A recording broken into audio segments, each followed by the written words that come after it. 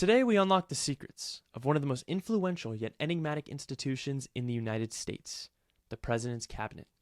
Have you ever wondered how this cornerstone of American governance came to be, or what dramas and decisions unfold behind closed doors? To find out, we are joined by Lindsay Chervinsky. Lindsay is a non-resident senior fellow at the Center for Presidential History at Southern Methodist University and is the author of the award-winning book, The Cabinet, George Washington and the Creation of an American Institution, which will be linked in the description below. Enjoy the episode. So Lindsay, welcome to American History Gazette. Thank you so much for having me. Now, the President's Cabinet is such an interesting and often overlooked aspect of American politics, but before we get into it, what inspired you to write about the creation of the Presidential Cabinet? Well, it goes exactly to your point that it's overlooked. I had gone looking for books on the cabinet, not a particular administration or a particular person in the cabinet, but really trying to understand where the institution came from, and I couldn't find one. And I thought, surely that was a mistake. I must be overlooking something. There's got to be something out there.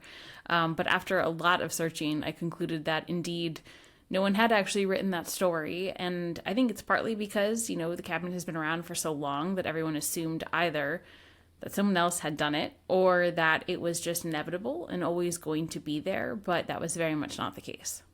Interesting. So people just figured that it was already an institution set in place and they just kind of overlooked it, and it often doesn't get the spotlight, so they probably wanted to write about more relevant topics maybe. But what exactly is the President's Cabinet?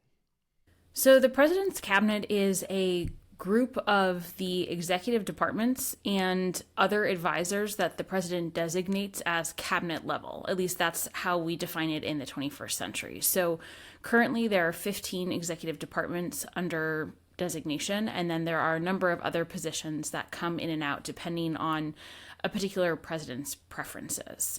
What's interesting about the cabinet is that means there are actually two different technical responsibilities. So the executive departments, of course, are managers of their departments. They have to manage the responsibilities and the portfolios and the employees in that department. And then they also have to take the knowledge and the experience and the things that the department is working on and bring them to the president and advise the president. So what's interesting about the body is that there's, of course, the managerial component and the advisor component, and it's often hard for someone to be good at both. Yeah, that's interesting. So they have kind of two jobs. They have to manage their department and their employees, and the responsibility of, whether it's the treasury or the environment, they kind of have to manage those issues and then also take that information and advise the president. Going back to the creation of America, when America was founded, George Washington was unanimously elected as the first president of the United States. And in the Constitution, the institution of the cabinet is not really mentioned. The Constitution doesn't call for a presidential cabinet, but this was one of Washington's creations. It's something that he wanted as president. So how did Washington justify the creation of a cabinet that aren't really elected officials? He appoints them. And what were the initial reactions of this new creation of his? Yeah, you're right. So the Constitution does not mention the word cabinet, and that was a very intentional omission. In fact, the delegates at the Constitutional Convention explicitly rejected proposals for various different types of advisory bodies, and including one that actually was almost identical to what ended up emerging. And Washington, as the president of the Constitutional Convention, had a very clear sense that that was what their expectation was. He was present for every session, so he went into the presidency not expecting to have a cabinet. And he did his best to try and obtain advice and support that, of course, every president needs through the methods that had been laid out at the convention. And so there were really two methods that he initially tried before concluding that they were just too inefficient or they didn't work for the demands of the presidency. The first option was consulting with the Senate on matters of foreign affairs. The delegates really intended that advise part of advise and consent to be quite literal. They wanted the Senate to be a council of foreign affairs. And so Washington tried to do that. The second piece was receiving written advice from the department secretaries about matters pertaining to their departments. And initially, Washington did try and limit himself to that written advice, but again concluded pretty quickly that that is an inefficient way sometimes of working through a problem. And sometimes the problem requires more than one person and more than one set of eyeballs. So over the course of the first 2.5 years of his presidency, he experimented with meeting with secretaries one-on-one, trying to have those individual relationships before ultimately convening his first cabinet meeting on November 26th, 1791, which was 2.5 years into his presidency. And I think that he probably did so in such a slow fashion because it kind of was explicitly against the expectations of the delegates. And he recognized that he needed that type of support, but tried to do so very slowly. Yeah, it seems like he kind of wanted to test the waters a little bit to see how people and the delegates would react to this, since it wasn't explicitly mentioned in the Constitution. I know one of the big concerns at that time was non-elected officials having public office or making decisions that affected the nation because they had just, rebelled and liberated themselves from the British under the guise of no taxation without representation, because these delegates and politicians an ocean away were making decisions that affected them, but they weren't necessarily elected. So teamwork really does make the dream work here. Washington, in anyone in public office, multiple perspectives is important when looking at an issue, because your own biases could get in the way, or you just have a narrow, limited perspective on the issue. So you need all of those perspectives in order to make a conclusion and a decision based on all of the factors at play. But how were the initial reactions of the delegates and the American public when he created the cabinet? Because like we said, these are non-elected officials that weren't mentioned in the Constitution, and they explicitly did not mention that in the Constitution. Well, I should clarify a couple of things. So the Constitution does say department secretaries. It just doesn't say how many or what the departments are, or that they would meet in this cabinet function. And this was really quite intentional, because if we think about the British cabinet in the 18th century, which most Americans had actually blamed as the instigators of the conflict. Initially, most Americans did not blame the king. They felt that the cabinet had been the source of corruption and cronyism. And the problem with the way the British system worked was that the members of the cabinet, they came from parliament, so they were elected. But the king was ultimately sort of responsible, but of course couldn't be kicked out of office because it's a monarchy. And so there was a lack of transparency about who was making decisions. There was a lack of transparency about who had power, how decisions were made, and who ultimately to hold responsible. And so those various factors really shaped how Americans saw the British cabinet, and then, of course, how Washington responded to the American cabinet. And one of the reasons the delegates had explicitly rejected a proposal for executive bodies in the Constitution is because they were worried about trying to dilute either the transparency, which is why they had said that the president can get written advice from the department secretaries. That was to try and ensure that level of transparency that had been lacking, or to make fuzzy who was responsible. So that's one of the reasons the cabinet secretaries, the department secretaries, are unable to hold office while in those capacities in the legislature. So, for example, if you are the Secretary of Treasury, you cannot also hold a Congress seat, because it makes it not, it fuzzies of course, the separation of powers between the two different branches, but it also dilutes any sort of clarity about who is responsible for decision making. And so when Washington convened the cabinet, it was very clear to all of the participants who was in charge. There was no doubt that Washington was the one that was making decisions, and Washington was the one that was going to be held responsible for those decisions, because he was the only elected person in the room. And that really also influenced how Americans saw the body. One of my biggest surprises when I was doing research was that there didn't seem to be this uproar of Washington creating a cabinet. And by 1792, pretty much everyone knew that this group was meeting. And yet Americans seemed okay with it. And I thought that, that sounds kind of strange, because just, 8 years earlier, they were still fighting a war against this British version. And so what I discovered is that they didn't have a problem with Washington having an advisory body. They had a problem if certain individuals appeared to be rising above their station. So if they appeared to be taking on too much authority and either taking away from Washington's authority or meddling in Congress, then they had a problem. So Alexander Hamilton was usually the person that they were targeting in the first couple of years of the cabinet, and they targeted their criticism in very British ways. So they referred to Alexander Hamilton as a new Lord North or a Robert Walpole. And those had been two very infamous British ministers that had been very powerful and had really controlled both Parliament and the king. And so the concern that a lot of Americans had, and they demonstrated these concerns by making these parallels between Hamilton and Walpole or Hamilton and North, is that Hamilton was meddling in Congress. And so he was seizing all of this executive power and also meddling in Congress. And that was really where they objected to the particular position.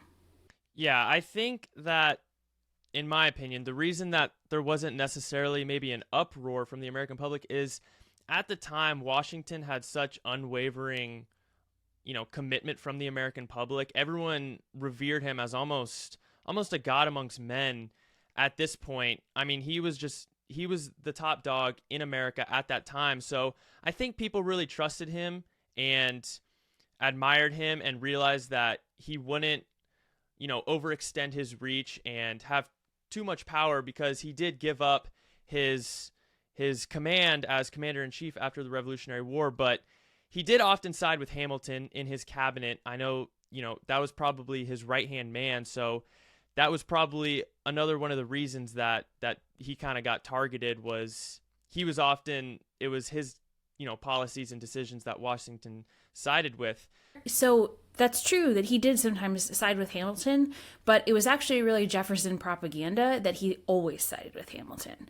And Jefferson was a brilliant propagandist, so there's a reason that this story is super compelling and has lasted for centuries, and it's because Jefferson was so good at the stories he wove. But if you actually look, when I dug through the cabinet meetings and when I dug through the decisions that Washington was making, there are moments when Washington appears to almost be consciously one decision siding with Jefferson, the next one with Hamilton, then the next one with Jefferson, and the next one with Hamilton. And it was almost like he was trying to maintain that balance, and that just wasn't really good enough for Jefferson. So I just had to make that one quick distinction because I think it is important. Yeah, 100%. Jefferson really had a lot of disdain for Hamilton, which I'd like to get into a little bit later, but it's definitely very true that a lot of the targets on Hamilton were Jefferson's propaganda, because him and his Democratic Republicans hated the Federalists, they hated Hamilton, and they wanted to kind of take him down. But Washington's experience in the Revolutionary War, I think, is an important aspect to this story, because as the commander-in-chief, he had around him, his generals, Nathaniel Greene, Henry Knox, who were always counseling him and giving him advice and helping him make his decisions. So how do you think that Washington's experience as commander-in-chief in the Revolutionary War maybe influenced his decision to create a cabinet? Well, Washington's experience as the commander-in-chief was absolutely instrumental to how he approached most elements of the presidency. And this is one of the contributions that I really am hoping that people take from the work, because we so often treat Washington as two separate people. Either he's a general or he's a president. And of course he was one person. And like all other humans, our previous experiences shape who we are and shape how we think about the world. And he was no different. And so when Washington entered into the presidency, that was especially important because there really weren't any models for him to follow. There were no precedents. There was relatively little written down. Article 2 of the Constitution is spectacularly short and says very little about how the president is supposed to comport himself or make day-to-day decisions.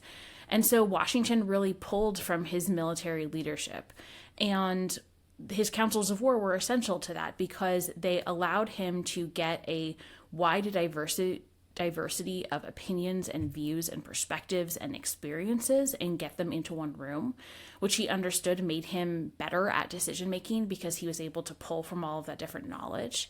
It allowed him to build consensus among his officers, which was essential when you're trying to work towards one project. It allowed him to build political cover for potentially controversial decisions. And it allowed him to stress test the different options that he was thinking about. So, if one officer disagreed with another, he could ask them to debate out those various options. And it gave him a way to allow them to poke holes in the other person's perspective, and he could learn from that. And so it also gave him really great experience managing some very big personalities, because boy, were there a lot of big egos in the army, and the cabinet really is not all that different. And so when he came into the presidency, he basically just copied and pasted exactly what he had done with his councils directly into the presidency, and did the same thing with his cabinet, including how he tried to build an esprit de corps among the members, how he managed differences of opinions. I mean, really down to the detail, he did the exact same thing. Yeah, I think that's a great point you make, that our choices and our actions are based off of our previous experiences, and that's absolutely applicable here with Washington. And you're right, there were absolutely no precedents at this time. Everything that was done in this new nation set a new precedent, and Washington basically set the framework for the presidency and the cabinet and how to conduct yourself as the leader of America. But what was the actual process? I mean, I know we just kind of described it, but what was the actual process he went to select his first cabinet members, and who did he choose, and what were the positions? So there were 3 departments, and then there was an attorney general at the very beginning. These departments were created by the first federal Congress in the summer of 1789. So it was the Department of State, the Department of War, and the Department of the Treasury. The Department of Navy came under John Adams' administration. We did not get a Department of Justice until President Grant. So those were the 4 people he had to select. Washington was concerned about a couple of different factors. So first, he had to know them, because if you're going to take advice from someone, it's helpful if you trust that advice. So makes sense. He wanted to know them. He wanted to trust that they would be good advisors. Second, they had to have knowledge or expertise that was different from his own. And this was particularly important in legal matters, because, of course, Washington did not have legal training, and in matters of foreign policy, because Washington had only left the country once as a young teenager, and he had gone to Barbados. But he had never been to places like France or Great Britain, and these were going to be people with whom he was conducting diplomacy. And so he needed someone who spoke French, which was the language of diplomacy, helpful to have someone who can actually read the documents, but also someone who had been to those places and could speak to diplomatic customs and different cultures. The last factor, and this is one that he does not get a whole lot of credit for, because if we look at a picture of the cabinet today, we see 5 white dudes. At the time, they actually saw a very diverse group of people. And of course, it was diverse by the standards, but they came from different educational backgrounds, different economic backgrounds, different religious traditions. They had different careers prior to entering into public service. They represented different cultural and economic factions within the United States, and of course different geographic regions, which was really essential. And this was a huge opportunity for Washington, because it allowed him to pull people into the cabinet that represented different ways to be an American, and to try and build emotional ties between different states and the American people and the federal government. And that was especially important early on, when those emotional bonds didn't really exist and this government was brand new. Although I would argue it's still really important today. It's a way for a lot of people to feel like they are being represented in this group. And so that was something that he was very, very attentive to. Yeah, that's a great point you make, because at the time, America wasn't necessarily seen as the United States is. It was the United States are. Everyone was from a different state, and they all had their own cultures and societies and beliefs. And there was a lot of contention between, the agrarian South and the North, who was more anti-slavery and industrial. So I think that was something he should absolutely be, credited for, is bringing together a diverse cabinet from all of the regions of America, the South, Virginia, the North, to really bring together the United States and also get a more diverse perspective on the issues he was dealing with. And you mentioned earlier that it was important to have people who had experience dealing with France and dealing with Britain, because those are huge issues he'd have to tackle as the first president. And like you said, he didn't have experience. So that was very important. But I'd like to flesh out now the feud between Hamilton and Jefferson, because this is probably the most infamous cabinet in history, our very first one. And the play Hamilton, I think, plays it out very nicely. I'm a huge fan of Hamilton, and they have their cabinet battles, and they're very, contentious towards each other, and they're always debating, heated debates. They definitely don't like each other. So how did Washington manage the conflicts within his cabinet between figures like Jefferson and Hamilton, and how heated did the debates get, and how bad was their disdain for each other?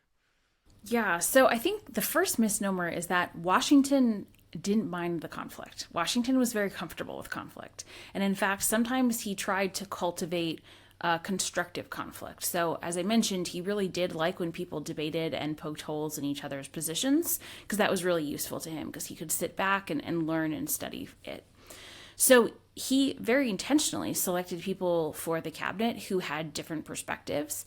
And once they started to disagree with some regularity, he urged Jefferson to stay in office because he told him how important it was to have that different point of view. So it was really quite intentional on his part to set up those deliberations in that way. Now, I think he would have liked that it wasn't quite so fiery. They did disagree on a whole lot. They disagreed on a whole lot from the very beginning, but initially they entered the administration with some respect for one another.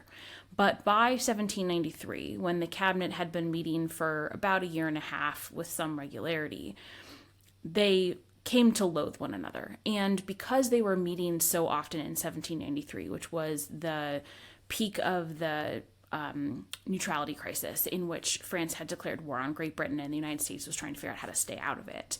They were meeting up to several times per week, sometimes multiple hours per day, in Washington's private study, which was a relatively small space, very little room to move around, no air conditioning in Philadelphia in summer. So it was not the best working environment. They had come to really disagree on a lot of key principles. And so they started to see the other person as a mortal threat to the future of the nation, and one that had to be destroyed rather than just someone that they disagreed with.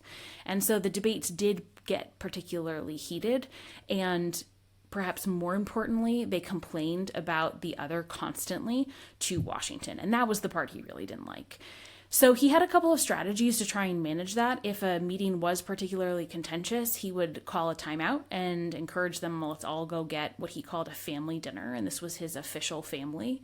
So they would have a family dinner. He would try and sort of smooth over hurt feelings.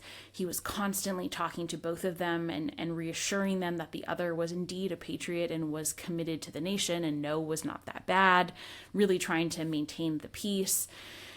And he used any number of strategies to get them to stay in the cabinet, including a lot of guilt, a lot of flattery, whatever it took. That worked until the end of 1793, when Thomas Jefferson had decided he really had enough and retired. In terms of how he actually made a decision when they disagreed, he would ask them to debate the issue, and then he would ask for written opinions afterwards. And those written opinions were really essential because they allowed him to study all of the details, to deliberate, to make a decision slowly, which was his preference. And then once he did make a decision, he moved quickly to implement it. But he liked to study all of the options. And it also gave him written confirmation, written proof about what each person had said, which, as disagreements became more intense, that was particularly important. That's interesting.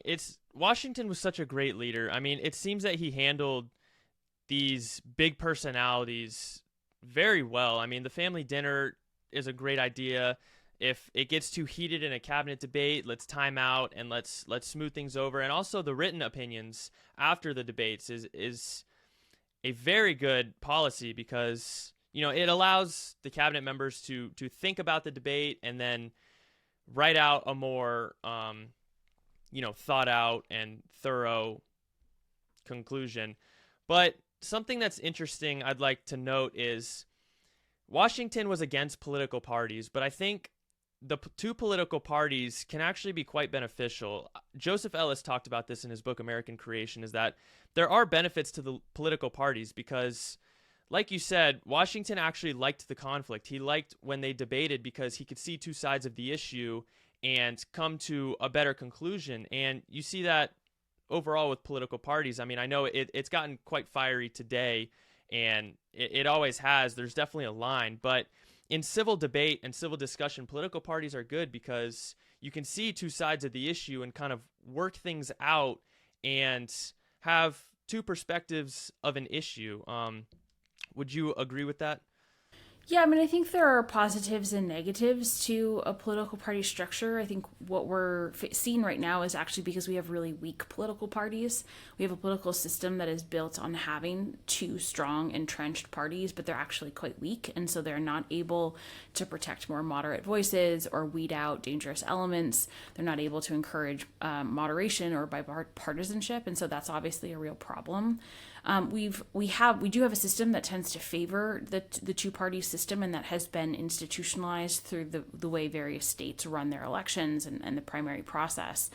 I think that Washington was opposed to partisan identity as a primary identity, and he worried that political parties would take predominance in one's heart over one's national identity. And that was really where he objected to the political party notion. It wasn't so much the concept of affection or that there were multiple different perspectives. It was the more nefarious aspects. Although I should say, by the end of his presidency, he was a pretty avowed Federalist. And that was largely because he blamed the Republicans, this is the Jeffersonian Republicans or the Democratic Republicans, on creating the party system. And he's not totally wrong. Jefferson was really starting to build the first elements of the party infrastructure while he was still acting as Secretary of State in Washington's administration.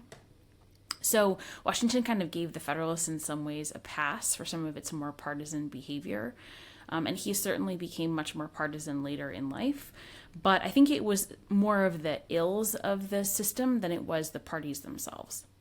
Yeah, that's a good point. I mean, it's definitely not a good thing if politicians have more allegiance to their political party and their political identity rather than allegiance to America and what's beneficial for the nation.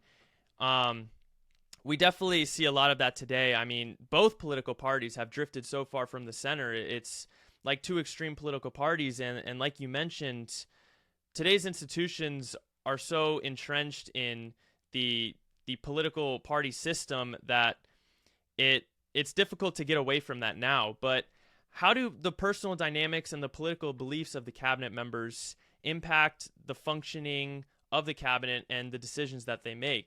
Not just Washington's cabinet, but overall. Well, Washington's creation of the cabinet was as an institution that is extraordinarily flexible, and it is really designed to suit the president's needs and to work if a president is really good at managing it, and sometimes be a major impediment if a president is not. And so that means that the people who are involved really shape what it looks like and how it operates, and their personalities dictate what works best and what doesn't. So, in 1793, Washington convened, I think, 51 cabinet meetings, but by the end of his presidency, he had a lot of turnover, and he didn't really like the secretaries as much, and so he only had a handful of meetings in his final years and preferred either one-on-one consultations or even meeting with people outside of the administration. And so that type of flexibility really meant that the cabinet doesn't have an institutionalized right to be a part of the decision-making process. They can offer their opinions. And of course, in terms of like the Defense Department, they have a lot of control over the actual use of weapons. But the president gets to make the final decision, and the cabinet does not have any ability really to check that. So what I think is so interesting about that is, so for example, the personal relationships between the president and the cabinet members, the individual members, matter a great deal. The current administration, so for example, the Secretary of State, Tony Blinken, is very close to Biden, and so the Secretary of State is always an influential cabinet member, but is especially important right now because they do have a longstanding personal relationship. That has certainly been true for other presidents. Ulysses S. Grant worked very closely with his Secretary of State, Hamilton Fish. FDR didn't really like his Secretary of State, especially the first couple of terms, and so he kind of preferred to keep that person sidelined. So I think there's just a lot of variation, and is what I think makes the cabinet so interesting, is because it's one of the best ways to actually understand an administration and how a president works, because it shines a light on their strengths and it holds up a mirror to their weaknesses and really reveals how they operate. Are there ever any situations where the president really despises one of his cabinet members and there's actually a lot of conflict and friction between him and his cabinet members? I mean, I know it's probably going to be a bit more rare because, he appoints them, so he's probably going to appoint people he likes. But I know you mentioned FDR didn't necessarily like his Secretary of State, but are there ever any situations where they have like a lot of disdain for each other and it causes a lot of friction? Yes, absolutely. So sometimes a president can appoint someone for political reasons or keep someone in office for political reasons, or because they're useful or convenient or they don't really get in the way, which was, I think, really the case with FDR. In other cases, especially if a president dies and the vice president takes over, there's often a great deal of conflict between the cabinet secretaries and the new president. So usually you do see some turnover. One of perhaps the most contentious examples was between Andrew Johnson and Edwin Stanton, who was the Secretary of War under Abraham Lincoln and remained in office. Johnson kept most of Lincoln's cabinet, and they loathed each other. They just hated each other. And in fact, Johnson's impeachment was triggered over his attempt to remove Stanton because Congress had passed the Tenure of Office Act saying that secretaries could not be removed without congressional approval, and Johnson tried to test that. Later, the Supreme Court ruled that that is actually unconstitutional and the president has the right to remove cabinet secretaries, but that did not happen until the 20th century. So there have certainly been examples where presidents have grown to really dislike a secretary. Usually the secretaries know it, and once they've lost the trust of the president, they usually submit their resignation because it just makes their job so impossible if they don't have the president's ear or the president's support. Yeah, and also I'm sure they won't be able to achieve any political ambitions they have. They'll kind of feel like they've been, snubbed if they no longer have the president's ear. They can't really do their job effectively. Their job is very difficult, and it's basically time to move on and try to find another angle to achieve their political ambitions, I'm sure. But we talked earlier that, these aren't elected officials by the American public. They're appointed by the president. So what mechanisms are in place to ensure that the cabinet members remain accountable to the president, to Congress, and to the American public? So the cabinet secretaries do have to be confirmed by the Senate. So that is the first check on who is in office. And the idea is to ensure that the president is appointing people who are experienced and qualified and up to the job. And in more recent decades, Congress has passed legislation to limit what is referred to as acting secretaries. So to try and limit the vacancies of these positions, because some presidents have attempted to avoid the nomination process and to just leave someone that they like in as an acting position, and there's a recognition that that is not constitutional, and there's a reason that this check is there from the Senate. The second piece is that Congress does have extensive oversight powers. Now, they haven't always used them in the last century, but they do have them. So they can ask secretaries to come testify in front of Congress or to a committee privately. They can ask for records. They can ask for reports. They can ask to speak to people. There's any number of things. And there is a certain amount of cooperation, especially with things like the intelligence departments. The DNI, the Director of National Intelligence, typically gives somewhat regular briefings to what's called the Gang of Eight. So it is the top leadership for both parties in the House and the Senate, and then the ranking members in the intelligence committees. And so that's just a way of sort of sharing what they are seeing in their work and keeping Congress on top of any potential threats that's coming up in the intelligence. But there's also, similar sort of regular briefings depending on what the subject is and depending what committee has oversight. So there are some mechanisms. I think the American people also have a role to play that they often don't think about, which is that much of our Constitution, much of our constitutional system is unwritten. So we do have a written Constitution, but it requires a lot of public attention and a certain public willingness to set expectations for behavior and then to hold people to account if they don't comport themselves to that behavior. So shame is a very powerful political tool, and it does help to uphold customs and norms and precedents that really do serve as the scaffolding of our political system. And when that breaks down, it actually, we do see really unfortunate ramifications across the board. Yeah, that's a great point. I think the American people are much more involved in the government than they realize. It's our job as American citizens and as voters to keep our elected officials and our members of government accountable. And, like you mentioned, the Constitution and the constitutional system, a lot of it is unwritten. There's a lot of unwritten rules, but it's an ever changing and evolving system. And it's important that the American public is vigilant enough and aware enough to keep up to date with this and be aware of this and keep our elected officials and politicians accountable. But fast forwarding to today, how has the cabinet evolved over time from Washington's cabinet and Washington's era to today? Because as I'm sure there's been quite a lot of changes and quite a lot of evolution. What are the most significant changes?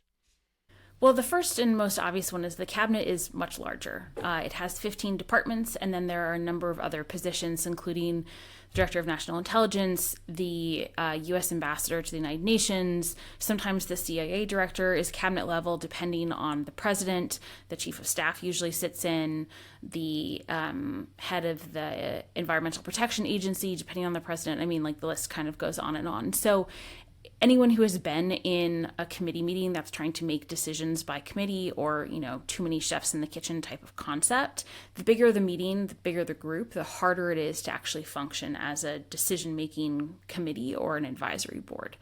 And so the cabinet, and I should say the second piece is that the executive departments are also much larger, both in terms of personnel, but also in terms of their portfolios, agendas, powers, and responsibilities. And so the managerial component of the department has become, I think, more important in some ways, or at least for some positions, than the advisor. And that, of course, depends on the person and depends on the president and what they value.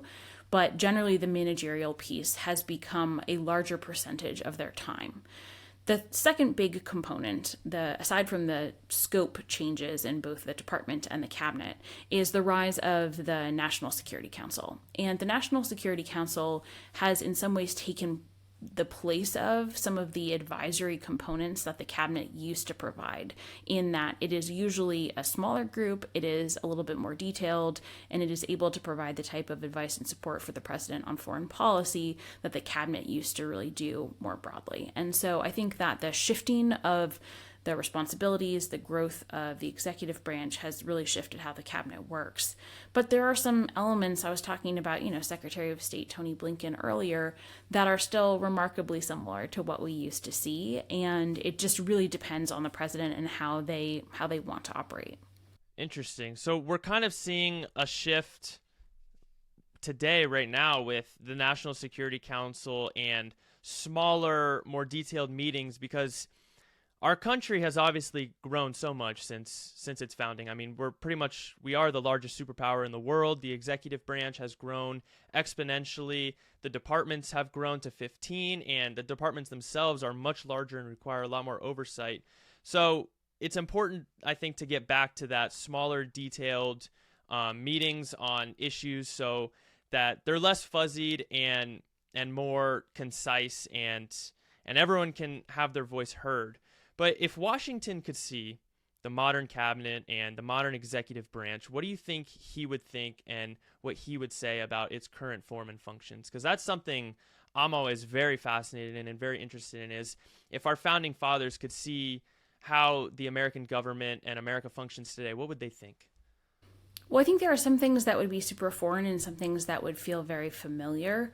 He would, of course, be surprised by the scope and the scale of the executive branch, of the White House staff, of the executive departments, just because that was not how it operated in 1789 when he first took office.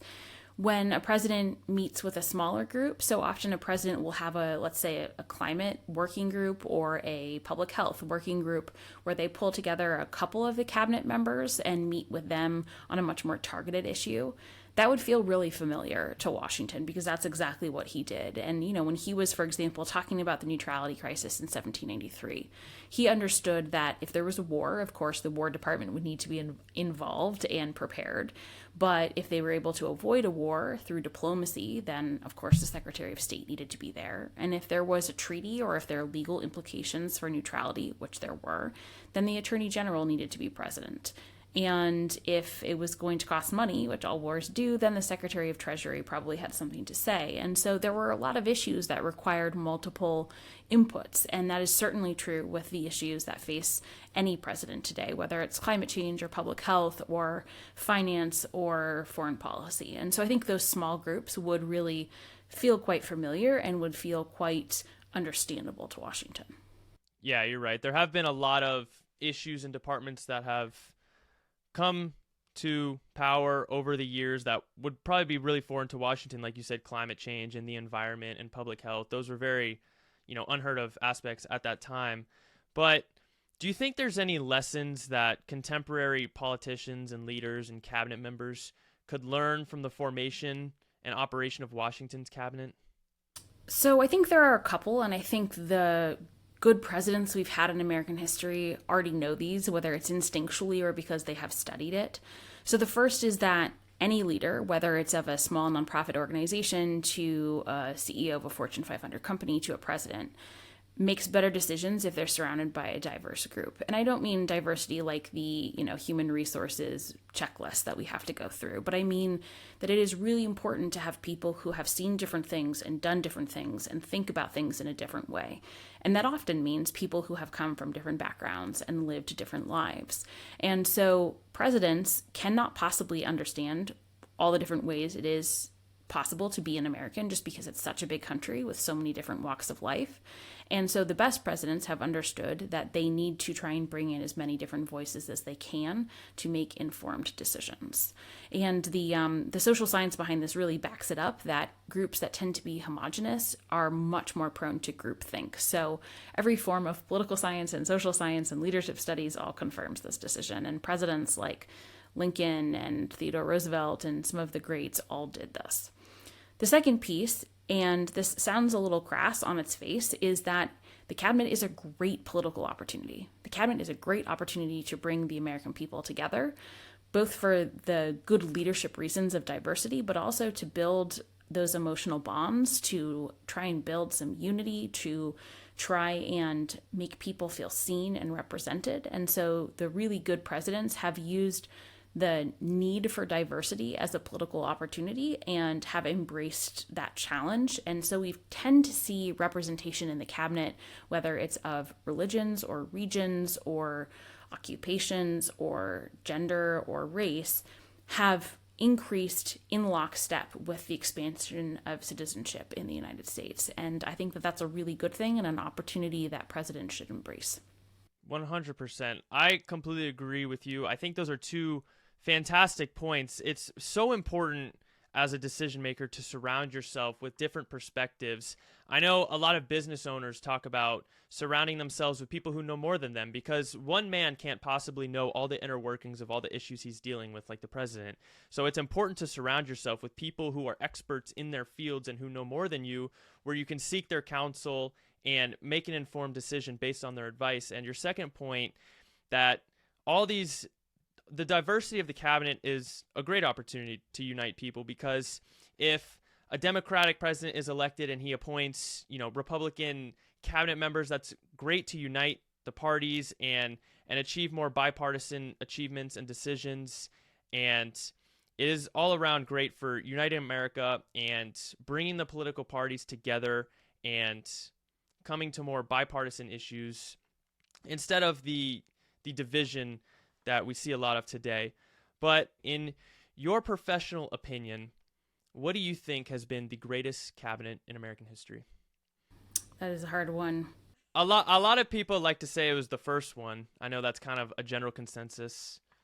Well, so Washington's first cabinet was certainly among the most talented, and they did a lot of extraordinary things. He did struggle after 1793 with the departure of a lot of people and a real decline in quality, which he was pretty open about, and wasn't ultimately able to solve. How do you keep someone who is a Jeffersonian Republican and a Federalist in his cabinet? And revealed that, you know, you can have bipartisanship if they're both willing to work towards a common goal, but ultimately he was unable to convince them of that. Whereas when he was in the Army, it was a lot easier to convince all of the officers that they were fighting a common enemy. I think the one that immediately jumps to mind probably is Abraham Lincoln's cabinet. Not necessarily because like any, you know, I do actually think that there were a lot of luminaries, but it was all of the leading members of the Republican Party, a lot of the leading members of the former Democratic Party. He was able to make bipartisanship work in the face of war in a way that few others were. And they, you know, did remarkable things to hold the Union together. So that would probably be my vote. But if you're choosing between Washington and Lincoln, you're in a pretty good place. Yeah, I was about to say that's a very interesting point, because those are the two presidents who I think are generally regarded as the two greatest presidents in history. They should be. They should be, right. I think that's a testament to the cabinet and the importance of that institution. You know, the cabinet is instrumental in shaping the president's legacy and the president's policy and his decision making. But Lindsay, that wraps up our conversation. I want to thank you so much for coming on. If you guys want to get Lindsay's book, The Cabinet, and learn about the creation of such an infamous American institution, I urge you guys to go do that. The link will be in the description. But Lindsay, thank you so much for coming on. Thanks so much for having me. I really enjoyed our chat.